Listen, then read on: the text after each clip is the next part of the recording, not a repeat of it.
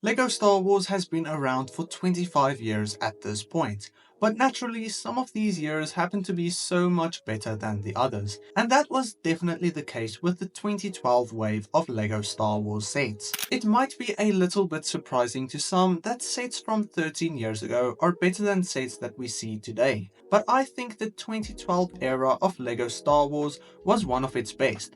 And today I want to look back at some of the sets that made this year as iconic as it is today. In 2012 we saw a total of 38 sets of many different shapes and sizes, and what I think are two of the most notable and iconic sets of this wave is the X-Wing Starfighter and the TIE Fighter, both released in January. Of course, at the time these were the best versions of both of these vehicles at a very good size and a very good price.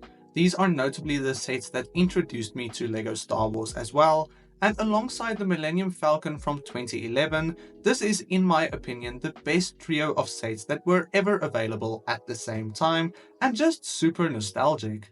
The X-Wing included Luke Skywalker, as well as the only version of Jack Porkins, which is quite nice, and the TIE Fighter just had a handful of nice Imperial minifigures to fill this good new LEGO Star Wars set. Additionally, we also saw the Gold Leader's Y-Wing, once again another beloved original trilogy set that released in this wave, allowing hardcore fans to get all of these iconic ships easily at the same time. This is a really good Y-Wing build, and other than the newer 2018 version of this ship, probably the best Rebel Y-Wing we have ever seen, with once again a really nice minifigure selection. Notably what I think is one of the best Princess Leia minifigures ever made.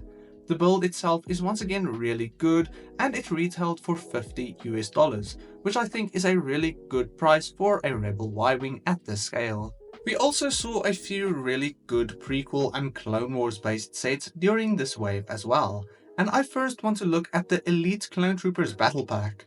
This is a really sought after battle pack today, and despite not being a true army builder set, I think it is one of the best Clone Trooper battle packs ever made. To this day, the ARC Trooper minifigure included is one of the best Clone Trooper minifigures of all time, with so much detail that was quite good for the time, a brand new exclusive helmet mold, and both a physical waist cape and shoulder pauldrons, which we don't really see today at all.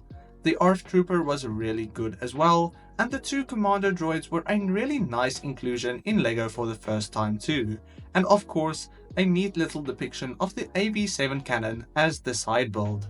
Anakin's Jedi Interceptor based on the later parts of Revenge of the Sith is probably my favorite set from the entire year, specifically because I really like Jedi Interceptors, and this was my first ever LEGO Star Wars set. It is by far the most unique Jedi Interceptor as well, which is the only version of the Green Interceptor and specifically based on the Mustafar scene, including some side builds for the mining droids, which isn't usually seen in sets like this anymore.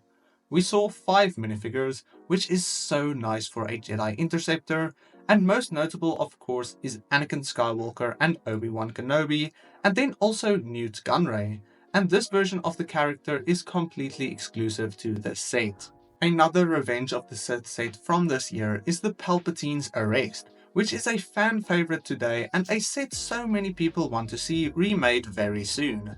Back in the day, I always thought this was the coolest set, including 6 named Jedi characters and a decent build for Palpatine's office as seen in the movie. And just everything one would need to recreate this scene is included in this one set. And this is unfortunately something we wouldn't really see in today's standard of LEGO sets. All 6 minifigures were really good minifigures at the time and could still even hold up today. The build itself is really nice as well. Not really the best display piece, but for what it is representing, I think it did a spectacular job. Back to some Clone Wars sets, we saw the Malevolence for the first and only time, which is an incredible Separatist set unlike anything we have ever seen after this one. This is the only Separatist cruiser we have seen at this scale as well, although I would love to see the Invisible Hand at this scale as well. Regardless, in 2012 I thought this was just an incredible set, and once again a set that really still holds up today. The only flaw really is the minifigures, but that isn't actually a flaw, it is just a style choice that I am not a fan of, being the Clone Wars minifigures. But the selection of minifigures does a really good job, with both Count Dooku and General Grievous in a single set. Additionally, we saw the first version of the Mandalorian starfighter based on the Clone Wars, and although I have some mixed feelings about this set and think that the 2021 version of it is a little bit better, I cannot argue with the fact that this older model is extremely iconic, and also one of the better sets seen in 2012. It has a very clean white, grey and blue build that accurately represented the Mandalorian fighter, and also included the only version of pre-Vizsla, which is a really good and sought after minifigure today. On this note, I want to add that 2012 was extremely nice for the diversity of different sets, ranging from iconic original trilogy ships to several Clone Wars and prequel based sets from all across Star Wars, and it just had a really good selection to it that I think is better to what we actually get to see today, as today the sets releasing in a single year doesn't feel as balanced as it was in earlier years of LEGO Star Wars. At least that is how I see it. And then in 2012, the Old Republic was introduced to LEGO Star Wars, with two really good new LEGO sets. Looking at what I think is the more popular one between the two, the Sith Fury class Interceptor was a set unlike anything we have ever seen before and ever seen after. A new ship design that is in a way similar to the look of different TIE variants, just with a much more sleek and sharp look to it as a Sith vehicle from the Old Republic era of Star Wars. The build is incredible, and a set that I wish to own someday. And then once again we see one of the best minifigures of this year, Darth Malgus. This minifigure holds up well today as one of the better Sith minifigures, with so much detail and a brand new armor mold piece that also acts as the mouth covering piece, and then also some Sith troopers that we also saw in 2013. The Republic Striker class fighter is the light side counterpart to the Fury class fighter in a way, and was a smaller and more affordable Old Republic based set that was really nice to see. I am not too familiar with this ship in universe, but I think as a LEGO set it looks really good and has a really nice design, and once again included two incredible minifigures, most notably Satele Shan, which I once again think is one of the better minifigures of 2012 and holds up incredibly well today. Real quick, if you enjoy any of my videos, subscribing would mean the world to me as it supports this channel so much. We also saw two Ultimate Collector Series sets this year, one being the first version of the R2-D2 UCS set, which despite the newer remakes is still an incredible set with a very good build, design and excellent display piece for any LEGO Star Wars fan, and at the time was a fan favorite for sure.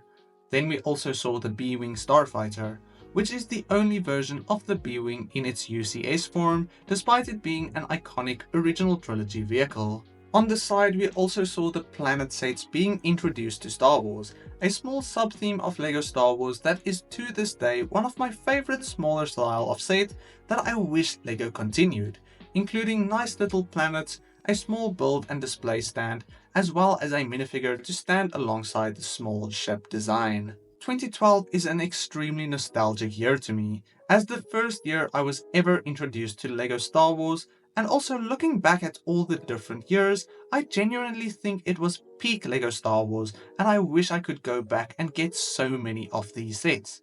Let me know down below what your favorite set is, and whether it was one I mentioned or overlooked in this video.